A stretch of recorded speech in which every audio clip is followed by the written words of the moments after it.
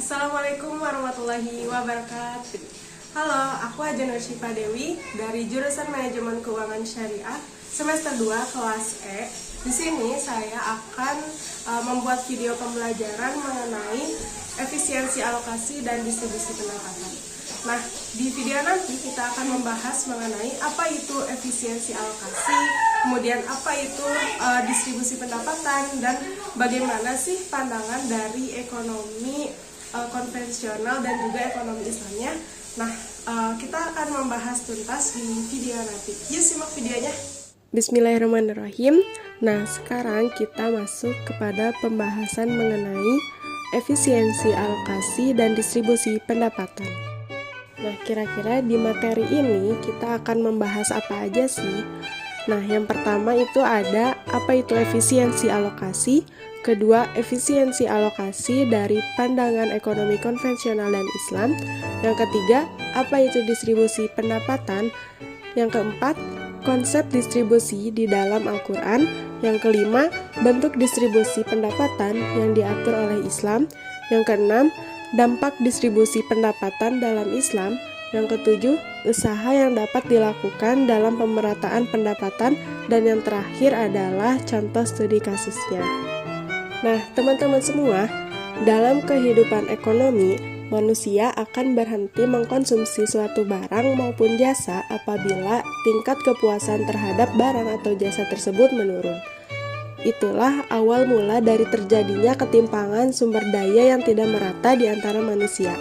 Maka dari itu, efisiensi alokasi dan distribusi pendapatan harus mendorong keadilan dan juga kesejahteraan pada masyarakat. Islam telah mengatur norma-norma yang membedakan dengan konsep konvensional. Karena dalam Islam terdapat teori kepemilikan kekayaan, di mana kekayaan yang dimiliki oleh salah satu individu terdapat hak milik orang lain. Dengan kata lain, bahwa kemaslahatan bukan hanya dirasakan oleh sebagian individu saja, melainkan harus memberikan kemaslahatan bagi orang lain sehingga keselamatan dunia dan akhirat akan tercapai.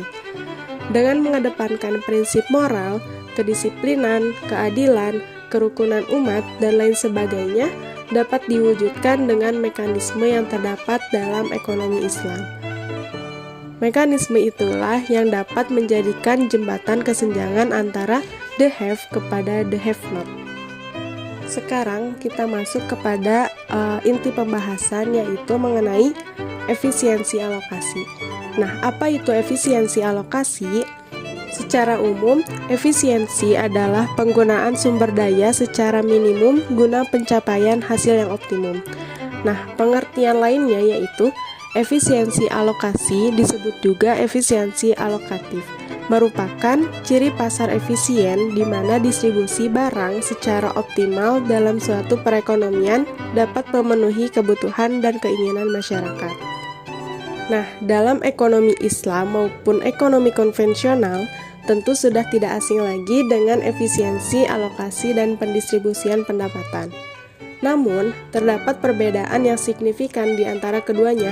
Nah, akan saya bahas di slide selanjutnya. Nah, yang pertama yaitu bagaimana dalam pandangan ekonomi konvensional. Dalam ekonomi konvensional dikenal sebagai efficient allocation of goods, yaitu barang dikatakan efisien apabila tidak ada individu yang dapat meningkatkan utilitinya tanpa mengurangi utility yang lain. Sehingga keadaan dianggap efisien apabila keadaan lainnya masih terdapat kesempatan atau peluang untuk meningkatkan kegunaan seseorang tanpa mengurangi utility orang lain. Sayangnya, dalam teori ekonomi konvensional tidak dijelaskan apakah alokasi tersebut adil atau tidak. Nah, sederhananya, dalam pemahaman konvensional itu, adil diartikan sebagai sama rasa, sama rata.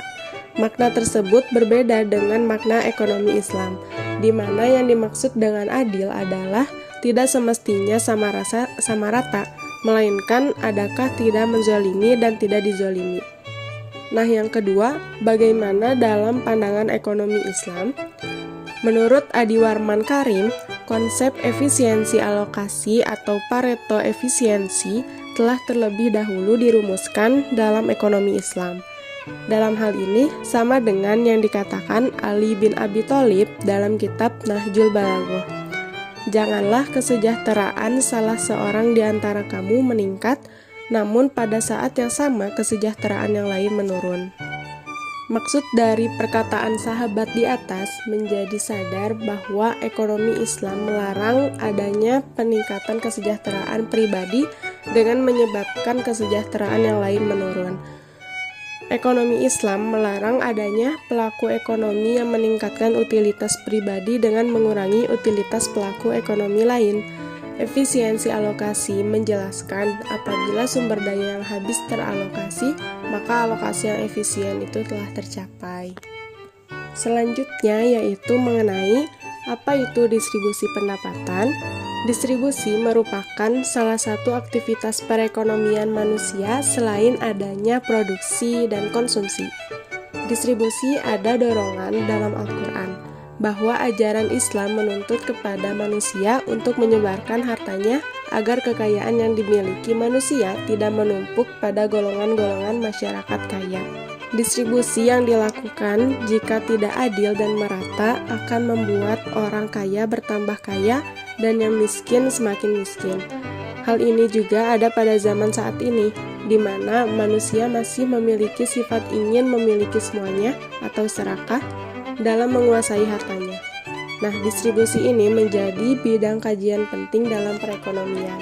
Kemudian, dalam perspektif ekonomi Islam itu sendiri, distribusi memiliki makna yang luas, yaitu mencakup pengaturan kepemilikan, unsur-unsur produksi, dan sumber-sumber kekayaan.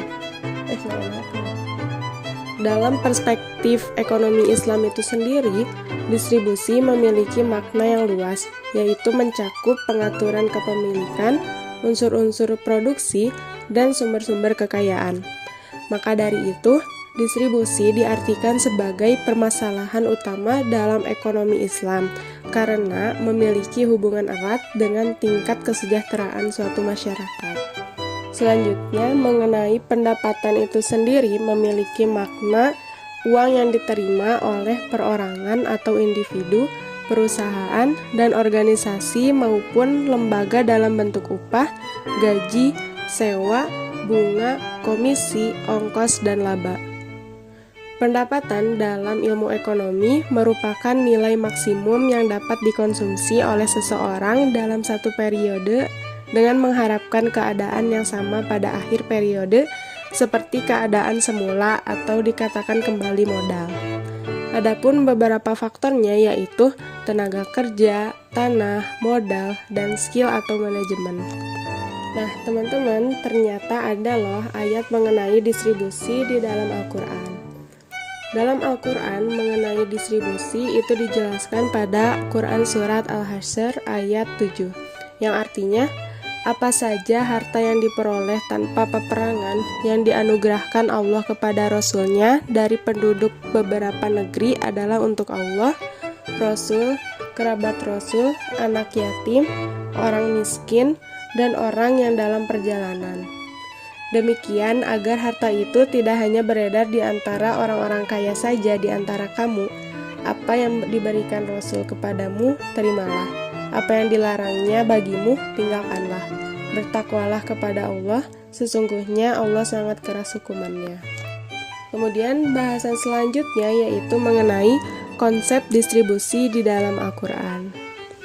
Yang pertama ada kedudukan manusia yang berbeda antara satu dengan yang lain merupakan kehendak Allah. Nah, mengenai ini itu terdapat dalam Quran Surat Al-An'am ayat 165 yang artinya, Dialah yang menjadikan kamu sebagai khalifah-khalifah di bumi, dan Dia meninggikan sebagian kamu beberapa derajat atas sebagian yang lain untuk menguji kamu atas apa yang diberikannya kepadamu. Sesungguhnya Tuhanmu sangat cepat hukumannya, sesungguhnya Dia Maha Pengampun lagi Maha Penyayang. Kemudian poin yang kedua yaitu pemerintah dan masyarakat mempunyai peran penting untuk mendistribusikan kekayaan kepada masyarakat. Nah, untuk poin yang kedua yaitu pemerintah dan masyarakat mempunyai peran penting untuk mendistribusikan kekayaan kepada masyarakat. Hal ini tercantum dalam Quran Surat Az-Zariyat ayat 19 yang artinya, pada harta benda mereka ada hak bagi orang miskin yang meminta dan yang tidak meminta. Untuk poin selanjutnya yaitu poin ketiga, Islam menganjurkan untuk membagikan harta lewat zakat, sedekah, infak, dan lainnya guna menjaga keharmonisan dalam kehidupan sosial. Hal ini tercantum dalam Quran Surat Al-Hasyr ayat 7 yang artinya, apa saja harta yang diperoleh tanpa peperangan yang dianugerahkan Allah kepada Rasul-Nya dari penduduk beberapa negeri adalah untuk Allah, Rasul, kerabat Rasul, anak yatim, orang miskin, dan orang yang dalam perjalanan. Demikian agar harta itu tidak hanya beredar di antara orang-orang kaya saja di antara kamu. Apa yang diberikan Rasul kepadamu, terimalah. Apa yang dilarangnya bagimu, tinggalkanlah. Bertakwalah kepada Allah, sesungguhnya Allah sangat keras hukumannya.